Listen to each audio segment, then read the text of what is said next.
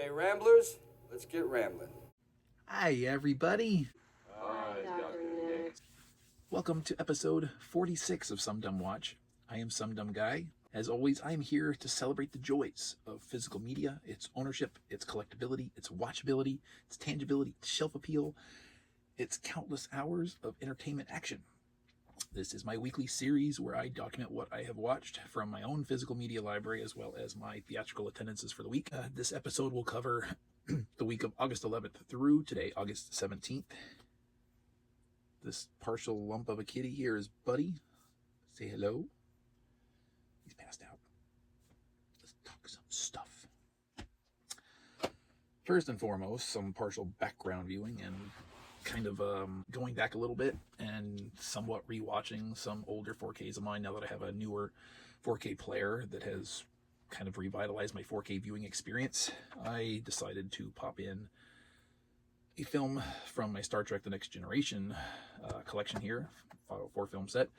I watched Star Trek First Contact and just kind of wanted to see where things stood, kind of also some background viewing for video editing, and so it's pretty solid. Nothing really jumped out as far as improvements go versus my previous experience with my old Sony 4K player versus my new Panasonic 4K player. But yeah, I watched it. I checked it out. Hi, Sugar. Sugar is right here. We'll see if she wants to make an appearance or not. She's been camera shy lately. Oh, Sugar. Come here. Come here.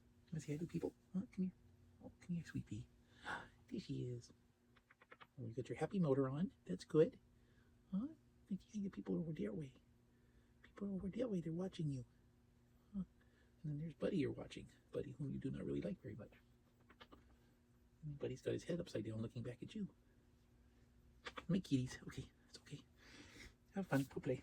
Anyway, back to the show. Blind watch from a blind buy, chosen completely at random in my library several days ago. This is a Blu-ray from 1955, a surprisingly colored film from 92 minutes, and I say surprisingly because all the still images in the back are on black and white.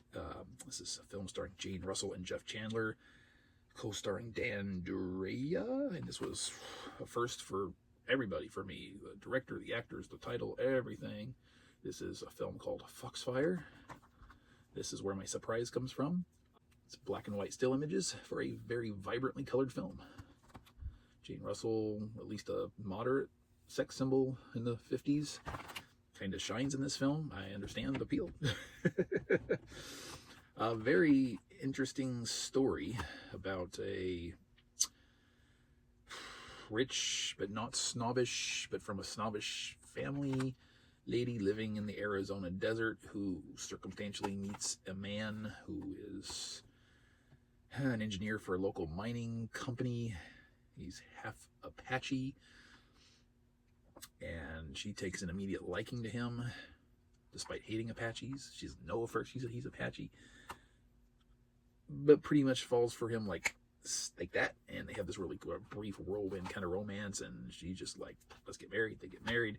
She moves in with him at the mining site in his little bungalow, and slowly works to try to improve his world, bring him out of this weird kind of dark, angry funk that he's been living in.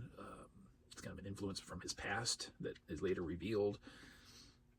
He's a very distant, isolated man, and she's a very warm, outgoing personality, and their styles of living and personality clash quite a bit, and drama ensues, and they're living in this little mining community, so there's a lot of triangle type stuff and in intercommunity gossip and classist type mentalities for the local Apache population. Just all kinds of drama ensues, and I think ultimately it's one of those stories of will love endure? I will not tell. Pretty decent flick though, I thought.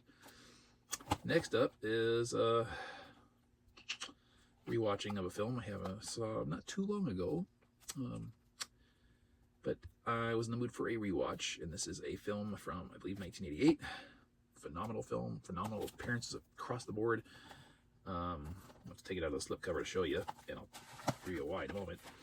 But this is my 4K of Rain Man. Uh-oh, VRN.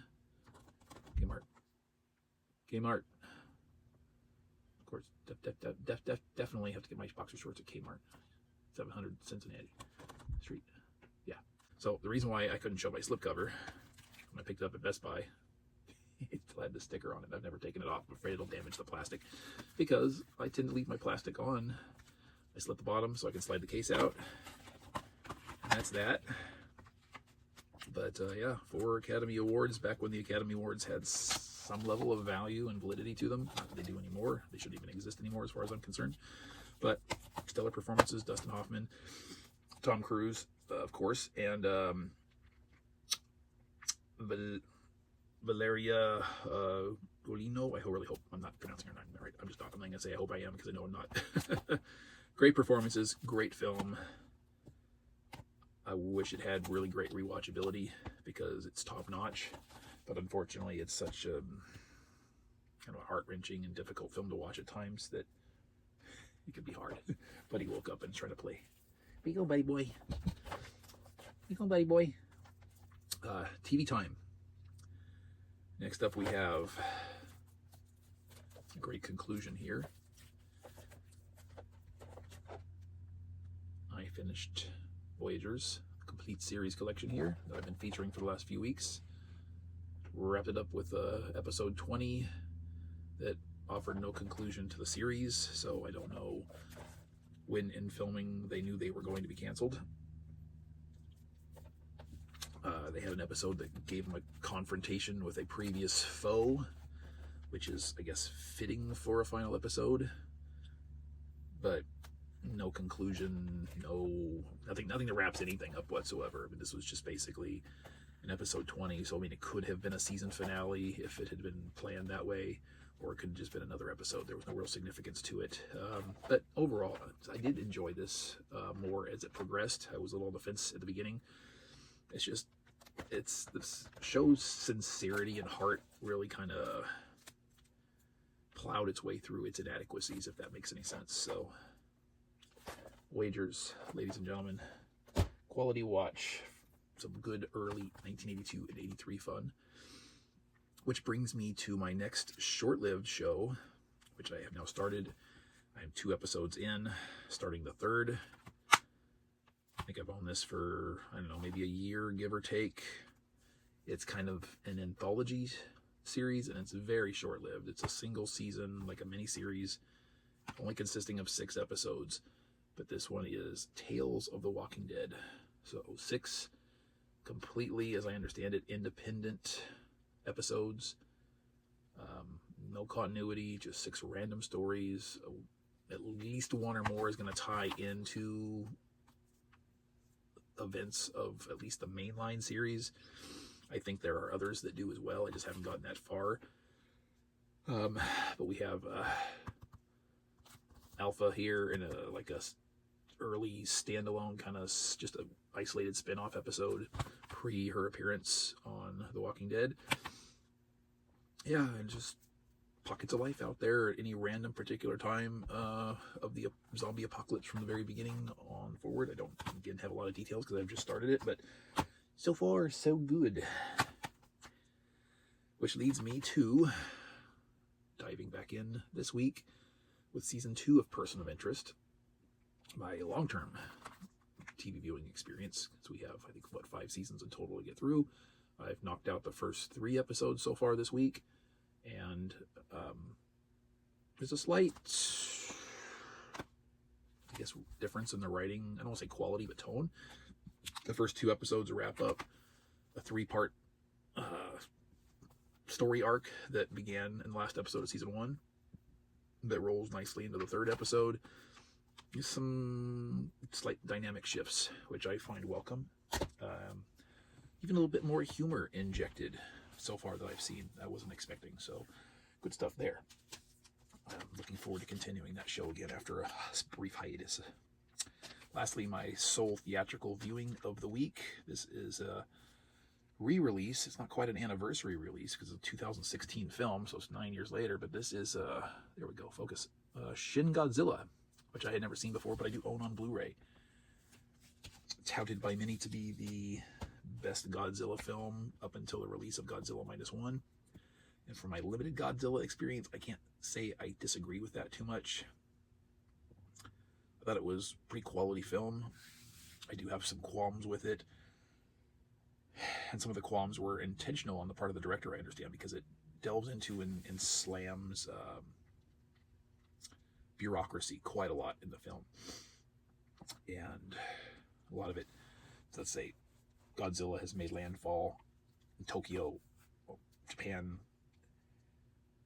and is wreaking a little bit of havoc. And the government is essentially in gridlock, meetings and discussions and indecision and fear. And there's so much of that at the heart of this film that you're just like... And apparently the director told everybody all the cast who were playing politicians to speak their lines at something like in an accelerated manner, because he really wanted these actors to portray politicians in a way that made them seem both realistic and inept.